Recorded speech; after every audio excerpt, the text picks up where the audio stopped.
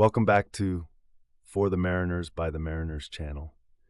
When we talk about the safety and stability of a massive vessel at the pier, we are really talking about the strength and reliability of the mooring winch brake and drum system. These mechanical giants are the silent guardians that keep a ship from drifting away due to wind currents or tidal changes. The mooring winch is a complex piece of machinery designed to tension and store the heavy lines that secure the ship to the shore bollards. At the heart of this system lies the winch drum, which acts as the storage and pulling mechanism for the mooring hawser. The way the rope is spooled onto the drum is critical because an uneven wrap can lead to rope damage or sudden slippage under high tension. However, the real safety feature of any winch is the brake system. The brake is designed to hold the drum stationary once the line has been tensioned to the required level. Most modern ships use a band brake, which consists of a flexible steel band lined with friction material that wraps around the outer edge of the drum. This friction is what prevents the drum from turning when the winch motor is disengaged. One of the most important technical concepts for any deck officer to understand is the brake rendering point. This is the specific amount of force at which the brake will allow the drum to slip or render before the mooring line actually snaps.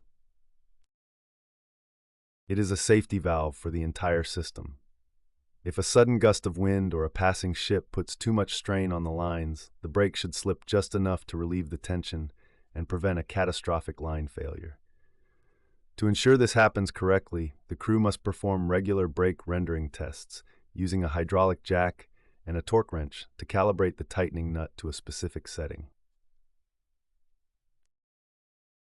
Maintenance of the brake lining is equally vital because grease oil or rust on the friction surface can cause the brake to fail prematurely or slip when it should hold. The drum itself must also be inspected for cracks or deformation, especially in the flanges that keep the rope contained. When operating the winch, the crew must always ensure the brake is fully disengaged before starting the motor to avoid burning out the friction material. Once the ship is in position and the line is tight, the brake is applied firmly and the winch motor is taken out of gear. This transition of load from the motor to the brake is a critical moment in the mooring process. Understanding the relationship between the drum capacity and the brake holding power is what separates a professional mariner from an amateur. By keeping the winch drum well greased and the brake band perfectly calibrated, the crew ensures that the ship remains a steady and safe platform regardless of the weather conditions outside. This mechanical synergy is what allows thousands of tons of steel to stay perfectly still against the power of the ocean.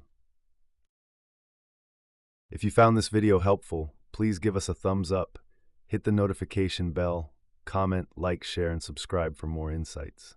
Thank you.